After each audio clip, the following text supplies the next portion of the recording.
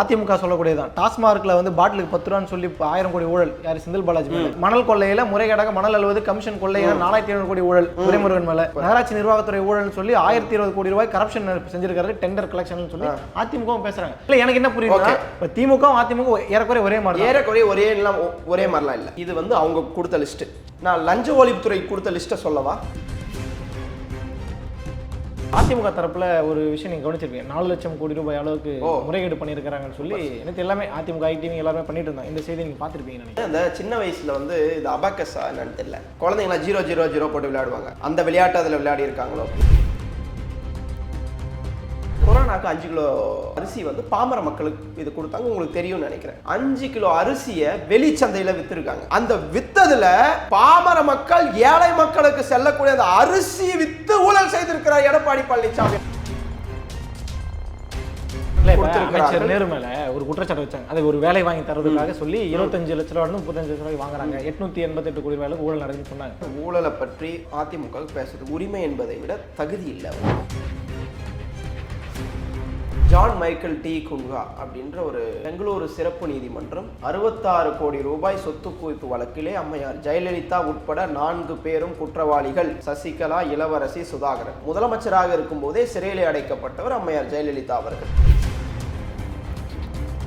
திமுக வெல்வதை எடப்பாடி பழனிசாமி அல்ல, எடப்பாடி பழனிசாமியுடன் இருக்கிற எல்லா கூட்டணி கட்சிகளும் திரண்டு வந்து திமுகவுக்கு எதிராக ஊழல் பட்டியலை எங்கே போய் தந்தாலும் மடியில் கனம் இல்லை, வழியில் பயம் இல்லை. இதுதான் திமுகவுடைய தொண்டனுக்கும் சரி, திமுகவுடைய அமைச்சருக்கும் சரி, எங்களுடைய தலைவர் தளபதிக்கும் சரி, எங்கள் அண்ணன் உதயநிதி ஸ்டாலின் அவர்களுக்கும் சரி.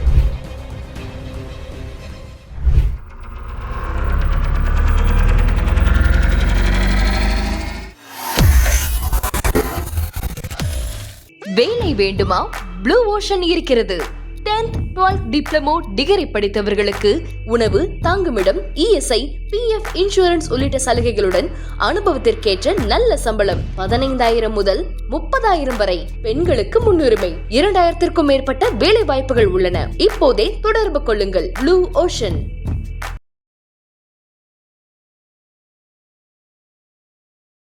தொடர்ச்சியாக அதிமுக தரப்புல ஒரு விஷயம் நீங்க கவனிச்சிருப்பீங்க, 4 லட்சம் கோடி ரூபாய் அளவுக்கு முறைகேடு பண்ணியிருக்காங்கன்னு சொல்லி எனக்கு எல்லாமே அதிமுக ஐடிவி எல்லாருமே பண்ணிட்டு இருந்தாங்க. இந்த செய்தி நீங்க பார்த்துருப்பீங்கன்னு நினைக்கிறேன். ஆமா, பார்த்துருப்பீங்க. அது அந்த சின்ன வயசுல வந்து இது அபாக்கஸா என்னன்னு தெரியல, குழந்தைங்களா 0-0-0 போட்டு விளையாடுவாங்க.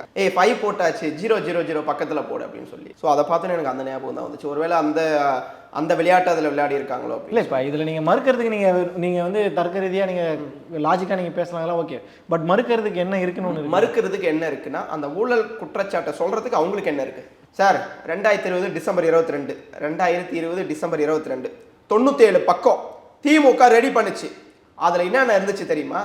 ஆர்டர் வைஸாக கொடுத்தோம். எடப்பாடி பழனிசாமி 6133 கோடி ஊழல் செய்திருக்கிறார். அதுல 6 நெடுஞ்சாலைத்துறை டெண்டர்ல மட்டும் 6000 கோடி ஊழல் செய்திருக்கிறார்.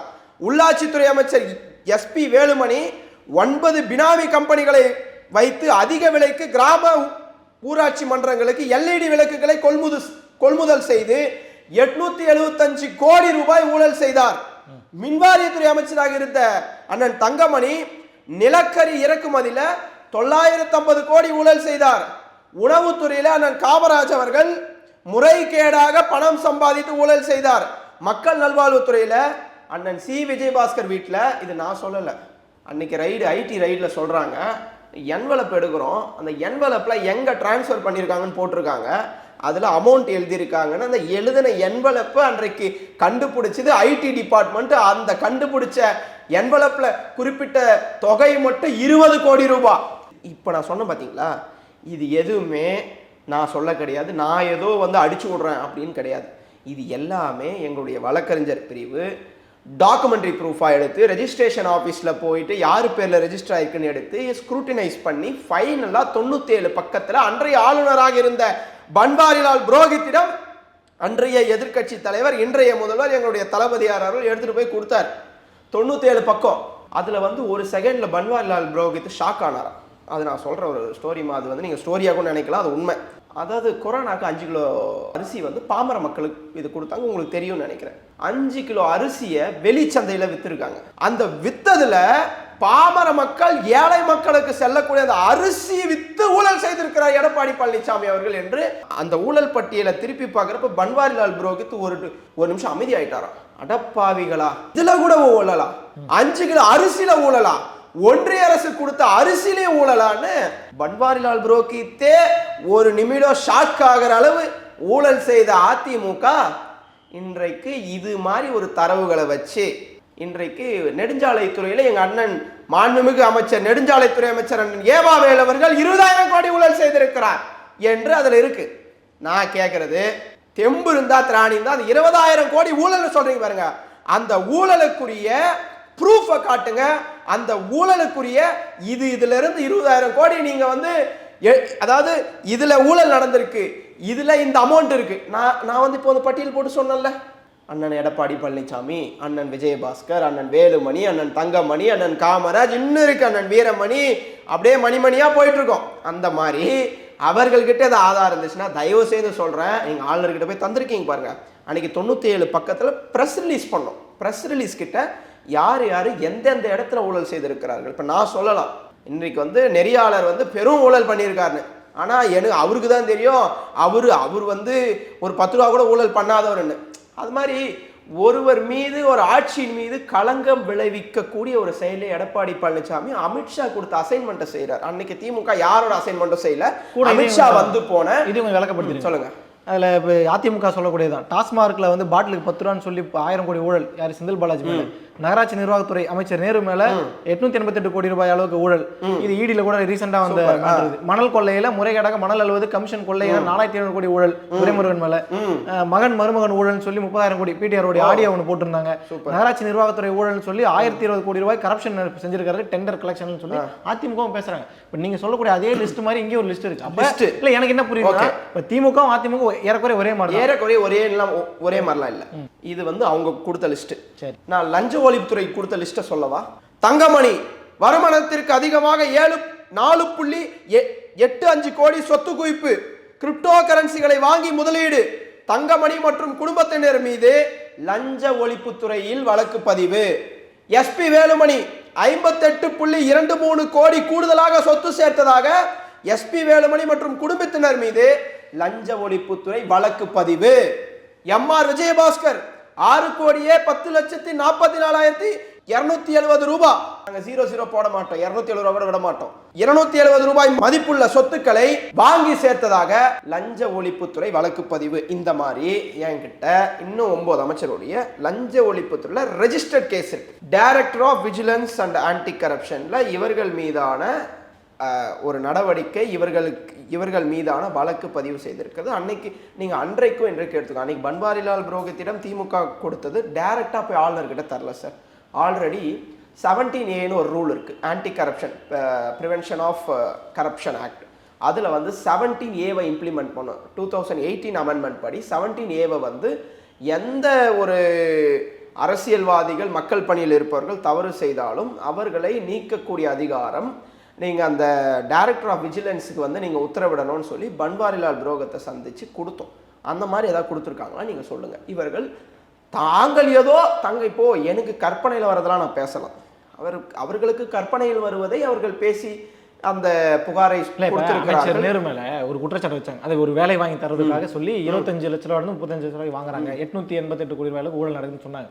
இதுல அவங்க தரப்புல இடி தரப்புல என்ன சொல்றாங்க அப்படின்னா, நீங்க வந்து இதுக்கு வழக்கு போடுங்க, ஏன்னா அவங்க உள்ள வரணும்னா வழக்கு இருந்தால் தான் அந்த முகாந்தரத்தை உள்ள வர முடியும். இன்னைக்கு வரைக்குமே நம்ம அதை பற்றி கண்டுக்கவே இல்லை. அப்படி ஒரு விஷயம் நடக்காத மாதிரி நம்ம முடியல. ஒருவேளை கேனர் எந்த தவறுமே செய்யலை அப்படின்னா வழக்கு போட்டுப்பா விசாரிப்பான எதுவுமே இல்லைப்பான்னு சொல்லிட்டு போயிருக்கலாம்ல. நீங்கள் தயங்குறதுனால தானே அவங்கள போட்டு ப்ரெஷர் பண்ணுறாங்க. சார், ஊழலை பற்றி ஃபர்ஸ்ட் ஆஃப் ஆல் அதிமுக பேசுறது உரிமை என்பதை விட தகுதி இல்லை உங்களுக்கு. பற்றி பேசுவது இல்லை. நான் வந்து ப்ரூஃபோட சொல்கிறேன். ஜான் மைக்கேல் டி குன்ஹா அப்படின்ற ஒரு ஜட்ஜி உங்களுக்கு தெரியும்னு நினைக்கிறேன். பெங்களூரு சிறப்பு நீதிமன்றம் 66 கோடி ரூபாய் சொத்து குவிப்பு வழக்கிலே அம்மையார் ஜெயலலிதா உட்பட 4 பேரும் குற்றவாளிகள். இன்னும் அந்த 3 பேரும் சொல்லிடுறேன். சசிகலா, இளவரசி, சுதாகரன் 3 பேரும் குற்றவாளிகள். 4 ஆண்டு சிறை தண்டனை, 100 கோடி ரூபாய் அபராதம் என்று விதித்து முதலமைச்சராக இருக்கும்போதே சிறையிலே அடைக்கப்பட்டவர் அம்மையார் ஜெயலலிதா அவர்கள். அதற்கு பிறகு ஹைகோர்ட் போயிட்டு அப்பீல் வாங்கினாங்க. அதாவது அப்பீல் போயிட்டு இது வாங்கிட்டாங்க, அதாவது ஜாமீன் வாங்கிட்டு வெளியே வந்துட்டாங்க. அதற்கு பிறகு அது உச்சநீதிமன்றம் போகுது. உச்சநீதிமன்றம் is the extreme power of the courts. அந்த உச்சநீதிமன்றம் போயிட்டு இவர்கள் உள்ளபடியாகவே குற்றம் சாட்டப்பட்டிருக்கிறார்கள் என்று அம்மையார் ஜெயலலிதா அவர்கள் மறைந்த பிறகும் மீதம் இருக்கிற மூவரும் 4 ஆண்டு கால தண்டனை அனுபவித்து விட்டு தான் வெளியே வந்தார்கள். அதிமுகவினுடைய பொதுச் செயலாளர் அம்மையார் ஜெயலலிதா அவர்கள் மீது நிரூபிக்கப்பட்ட குற்றம் இருக்கிறது. இதனால் அவர்களுக்கு பேசுவதற்கு எந்த தகுதியும் கிடையாது. இது போல திமுகவில் யாராவது ஒருத்தர் ஒரு அமைச்சராவது தண்டனை அறிவிக்கப்பட்டு அந்த தண்டனை அனுபவித்து விட்டு அரசியலுக்கு வந்து இங்கே அரசியல் செய்து கொண்டிருக்கிறார்கள் என்று நீங்கள் சொல்லுங்கள், நான் கேட்டுக்கொள்கிறேன். செந்தில் பாலாஜி உதாரணம் சொல்ல முடியாதா? அண்ணன் செந்தில் பாலாஜி அவர்கள் மீது என்ன தண்டனை போடப்பட்டது? எத்தனை நாட்கள் அவர் சிறையில் இருந்தார்? வழக்கு நடக்குது. வழக்கு நடக்கிறது வேற சார். இதுல தான் நீங்க மாத்திக்கணும். வழக்கு நடைபெறுகிறது என்பது வேறு. வழக்கு உச்சநீதிமன்றம் சென்று இவர்கள் குற்றவாளிகள் என்று குற்றம் சாட்டப்பட்டு தண்டனை எல்லாம் அனுபவித்து வெளியே வருவது வேறு. நான் இதை தான் கேட்கிறேன். திமுகல யாராவது நீங்க குற்றம் சாட்டிருக்கீங்க பாருங்க, அந்த 000 விளையாட்டு, அந்த விளையாட்டு வேணாம். அது குற்றம் நிரூபிக்கப்பட்டு நீதிமன்றத்தில் ஏதாவது இருக்கா நீங்க சொல்லுங்க. அதுல நீதிமன்றத்தில் இருக்கிறதுல யாராவது ஜட்ஜ்மெண்ட் வாங்கி சிறைக்கு சென்று தண்டனையை அனுபவித்து விட்டு வெளியே வந்திருக்கிறார்களா என்று நீங்கள் சொல்லுங்கள், நான் ஏற்றுக்கொள்கிறேன். சரி, ரைட். நீங்க நிறைய விஷயங்களை கேட்குறீங்க. திமுகவும் அதிமுகவும் இருபெரிய ஆலமரங்கள், அதில் மாற்று கருத்து இல்லை. மக்களுக்கும் சரி நமக்கும் சரி மாற்று கருத்து இல்லை. உங்களுக்கு திடீர்னு வந்து அமைச்சர் மேலே குற்றச்சாட்டு, ஊழல் குற்றச்சாட்டு, அந்த குற்றச்சாட்டு மாறி திமுக மேலேயும் அதிமுக அமைச்சர் மேலேயும் வந்துட்டு தான் இருக்குது. இப்போ பொதுவாக இருக்கக்கூடிய பார்க்குற மக்கள் என்னவா பார்ப்பாங்க? இப்போ ரெண்டு கட்சியுமே கரெக்டாக தான் இருக்குன்ற மாதிரி ஒரு பாயிண்ட்ல போய் பதிவு செய்யாதா?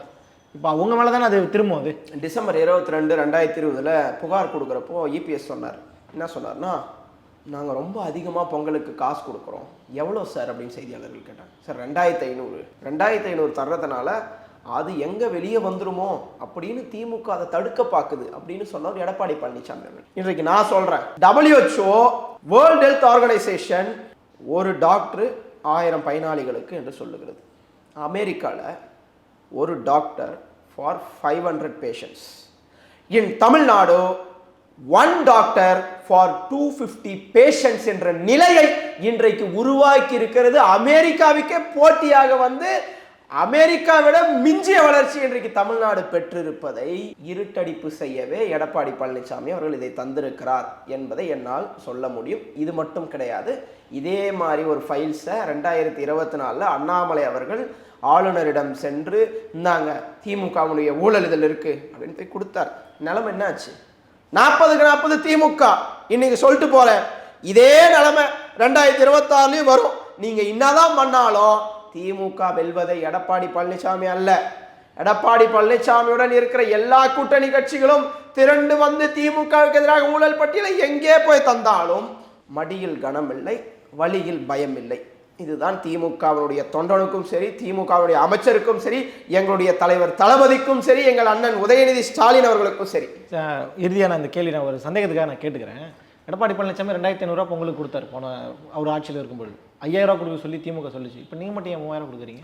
ஆட்சிக்கு வந்த 2022 என்று நினைக்கிறேன், 22 அன்றைக்கு முதல் ஆண்டு 5000 ரூபாயை திராவிட முன்னேற்ற கழக அரசு தந்தது. அதற்கு பிறகு 1000 ரூபாய் பொங்கல் பரிசு 2023 தந்தோம். 2024 1000 ரூபாய் பரிசு இதே மாதிரி பொருட்கள் தந்தோம். 2025 மட்டும் பொருட்கள் தந்தோம். இன்றைக்கு 2026 மக்களுக்கு ஒரு நல்ல பொங்கலாக 2024 பொங்கல் ஒரு தமிழர் திருநாளாக கொண்டாடப்படக்கூடிய பொங்கலை எல்லா மக்களும் ஒரே நிலையிலே இருந்து நல்லபடியாக கொண்டாடி இந்த பொங்கல் விழாவை சிறப்பிக்க வேண்டும் என்பதற்காக அவர்களுக்கு தமிழக அரசு சார்பாக 3000 ரூபாயை இன்றைக்கு தந்திருக்கிறோம். இன்றைக்கு இபிஎஸ் அதை வச்சு ஒரு அரசியல் பண்றாரு. 5000 ரூபாய் தரணும்னு. அதே மாதிரி 2021 இவர் எங்களோட 500 ரூபாய் கம்மியாக கொடுத்தார். 2000 அன்னைக்கு வந்து 2500 தான் தந்தார். அவரை விட 500 ரூபாய் அதிகமாக தான் கொடுத்துருக்கோம். இப்போ நம்ம குற்றம் சாட்டலாம்னா அவரை தான் குற்றம் சாட்டணும். சார் நீங்கள் தான் கம்மியாக கொடுத்துருக்கீங்க, கடைசியாக நீங்கள் ஆட்சியில் விட்டு போகிறப்போ 2500 கொடுத்துட்டு போனீங்க, அன்னைக்கு உங்களுக்கு நல்லா இருக்கு, இன்னைக்கு வந்து 3000 கொடுத்தா அதை வந்து குறை சொல்லுகிறார் எடப்பாடி பழனிசாமி. இதெல்லாம் வேடிக்கை, இதெல்லாம் மக்கள் பார்ப்பாங்க. இது சொல்றதுன்னு அவர் கேட்குறாரு, நீங்கள் சொல்லாத ஒன்று கேட்கல புதுசா இல்லை. 5000 ரூபாய் அவர்கள் கோரிக்கை வைத்தது. எடப்பாடி பழனிசாமி போஸ்டர்லாம் அடிச்சிருக்காரு. 5000 ரூபாய் வந்து வெளியிடணும், 5000 ரூபாய் இப்போ வந்து பொங்கல் பரிசா தரணும் அப்படின்றது அது அவர் வைத்த கோரிக்கை. இன்னைக்கு மக்கள்லாம் ரொம்ப சந்தோஷமா இருக்காங்க. சார் 3000 ரூபாய் எங்களுக்கு தமிழக அரசு தருது, அது இல்லாத வந்து 1000 ரூபாய் எங்களுக்கு பெண்களுக்கு குடும்ப அட்டைதாரர்களுக்கு தருது. இதை விட எங்களுக்கு சிறந்த அரசாங்கம் இதுக்கு முன்னாடி எப்பயுமே கிடையாது.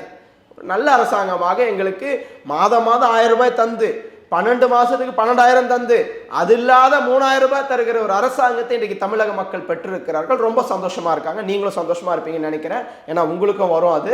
அதனால உங்களுக்கும் என்னுடைய பொங்கல் வாழ்த்துக்களை நான் வந்து தெரிவித்துக் கொள்கிறேன். அப்ப இதையெல்லாம் வைத்து மக்கள் 2026 திமுகவை இல்லை சார், 200 வைத்து என்று நீங்கள் இதுக்குள்ள சுருக்கிற முடியாது. நீங்க வந்து போற போக்குல வந்து இதெல்லாம் வச்சு இந்த 3000 ரூபாய் வச்சு மக்கள் தீர்மானிச்சிருவாங்களா சார்? இன்றைக்கு 16% தொழில் வளர்ச்சியை, இன்றைக்கு எக்கனாமிக் growth இன்றைக்கு 16% என்பதை நான் சொல்லலை, எங்களுடைய கட்சிக்காரங்க சொல்லலை, ரிசர்வ் வங்கி சொல்லியிருக்கு. இந்தியாவிலேயே முதன்மை மாநிலமாக தமிழ்நாடு இருக்கிறது என்று. இது போதும், இந்த வளர்ச்சி போதும் தமிழ்நாடு வளர்ச்சி பாதையில சென்று கொண்டிருப்பதற்கு. அதனால இதை வச்சு இது போன்ற பல திட்டங்களை வைத்து திமுக மீண்டும் ஆட்சி வரும். 2026 மீண்டும் திமுக ஆட்சி தான் மக்கள் நிர்ணயித்து விட்டார்கள். கூட்டணி எப்படி அமைத்தாலும் சரி, யார் எங்கிருந்து வந்தாலும் சரி. நேற்று கூட எங்கள் அண்ணன் உதயநிதி அவர்கள் சொல்லியிருக்கிறார், காத்தடிச்சா விழுந்துருவாங்க, அதை கண்டு அஞ்சுகிற இயக்கம் திராவிட முன்னேற்ற கழகம் இல்லை, இது 75 ஆண்டு கால ஆலமரம், இதை அழிக்க ஒருவராலும் முடியாது என்பதை நான் உறுதிபட தெரிவித்துக் கொள்கிறேன். சரி, பல்வேறு கருத்துக்களை நீங்கள் பதிவு பண்ணிருக்கீங்க. தொடர்ச்சியாக இன்னும் பல விஷயங்கள் நம்ம விவாதிப்போம். ரொம்ப நன்றி.